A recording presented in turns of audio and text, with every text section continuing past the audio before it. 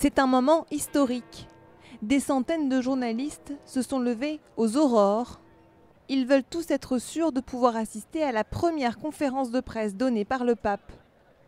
1h30 avant, la file d'attente fait déjà plus de 100 mètres de long. C'est une surprise de voir tout ce monde ce matin? Oui, c'est une grosse surprise. Je suis un peu inquiet. J'ai peur de ne pas pouvoir rentrer dans la salle. Ce pape nous a déjà montré qu'il avait une personnalité différente de ses prédécesseurs. Il pourrait donc faire quelque chose de différent, par exemple un question-réponse. Près de 5000 journalistes du monde entier entrent finalement dans la salle Clémentine du Vatican. Pendant de longues minutes, le pape est applaudi. François va parler.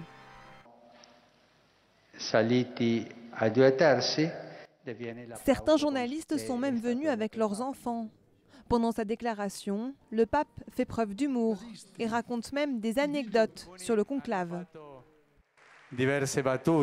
Et certains me faisaient des plaisanteries. Ils me disaient « tu devrais t'appeler Adrien », car Adrien VI était un réformateur. Un autre m'a dit « ton nom devrait être Clément ». Mais pourquoi? Eh bien comme ça tu seras Clément XV, tu arriveras après Clément XIV qui a supprimé la compagnie de Jésus.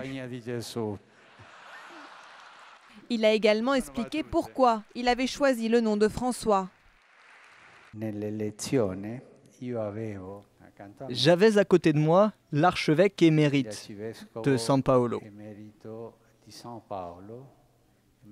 Il m'a embrassé et m'a dit « N'oublie pas les pauvres ». Les pauvres. Et le mot est entré, les pauvres, les pauvres. Une quinzaine de minutes seulement d'allocution, interdiction de poser des questions. Ça ne dérange visiblement pas le journaliste américain, séduit. Je n'ai jamais vu une aussi grande conférence de presse durant mes 32 ans de carrière. Cet homme a une vraie connexion avec les gens, une vraie connexion avec les journalistes du monde entier aussi. Ses mots et sa personnalité ont vraiment empli la salle. Et même le journaliste le plus cynique, eh bien, il aurait pu sentir que c'est un homme qui pourrait être le véritable guérisseur de l'Église. Des journalistes sous le charme. Le pape François boucle ainsi ses 3 premiers jours de pontificat. Depuis mercredi, peut-être sans le vouloir, cet homme surprend la planète. Tout commence ce jour-là, mercredi. Depuis le début du conclave, l'abbé Hautecoeur et ses amis viennent place Saint-Pierre pour attendre le nouveau pape. Ils sont venus de France pour vivre l'événement, des heures interminables parsemées de prières sous des trompes d'eau. Cela fait donc la 3e fois en 2 jours qu'ils espèrent voir apparaître devant eux la fumée blanche.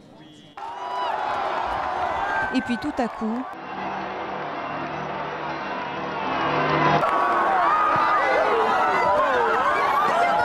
c'est l'hystérie, bousculade.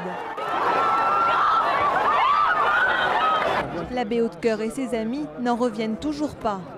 C'est inouï d'être là, c'est génial. Il n'y arrivera qu'une fois.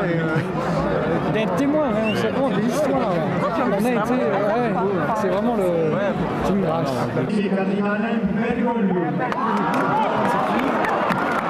C'est qui? Je ne sais pas. Bergoglio. On a applaudi. C'est la surprise apparemment. Parce que voilà, on va voir. Le nom ne me dit rien particulièrement, mais voilà, ça va être superbe. Justement, c'est la surprise.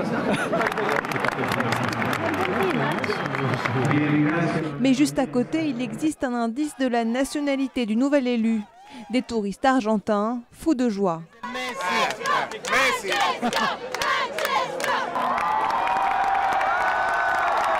Enfin, le pape François vient saluer la foule et prononcer son discours.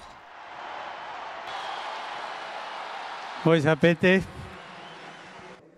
Il ira le lendemain prier la Sainte Vierge dans la basilique Sainte-Marie-Majeure de Rome. Buonanotte e buon riposo.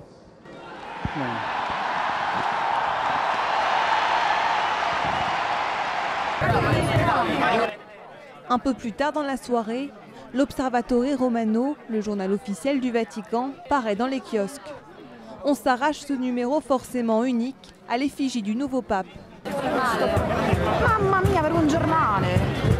J'ai acheté 5, mais je crois que je vais acheter 20 plus. Vous en avez acheté combien là 7. 7 Oui. Pourquoi Pour ma famille. À Notre-Dame de Paris, des centaines de fidèles sont venus vivre l'élection dans la cathédrale.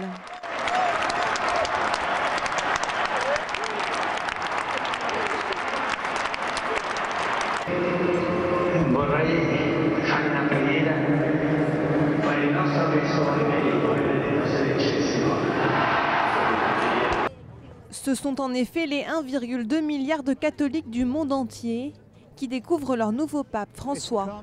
Cardinal Bergoglio from Buenos Aires. Au Royaume-Uni, en Chine, au Brésil,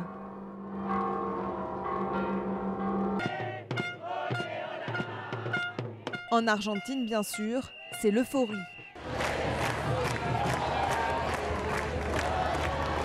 Sur ces images, un Indien a même sculpté le visage du pape François dans le sable, quelques heures seulement après son élection.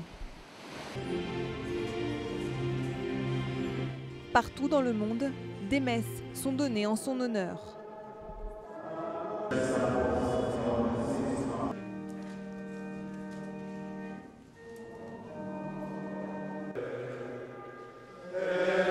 C'était avant-hier, le premier jour du pontificat. Comme il l'avait annoncé, le pape François se rend à la basilique Sainte-Marie Majeure pour prier aux côtés de 15 cardinaux. Une prière qui devait être privée et qui finalement est filmée en direct pour le monde entier. La veille, après la cérémonie place Saint-Pierre, il était reparti en minibus avec les autres cardinaux. Il n'aurait pas souhaité avoir un chauffeur, une première pour un pape. Pendant ce temps, dans tout le quartier, les produits dérivés sont déjà arrivés. Les marchands du temple sont réactifs. Dans la boutique de Luigi, le pape François côtoie déjà Benoît XVI. Luigi et les autres ont réussi à renouveler leur stock en moins de 24 heures.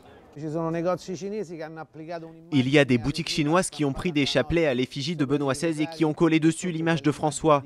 Nous, on ne ferait jamais ça. Ce prêtre espagnol vient d'acheter pour sa paroisse une cinquantaine de petites médailles à 80 centimes pièce. C'est un cadeau, un souvenir pour accueillir dans la joie ce nouveau pape. Quantos euros?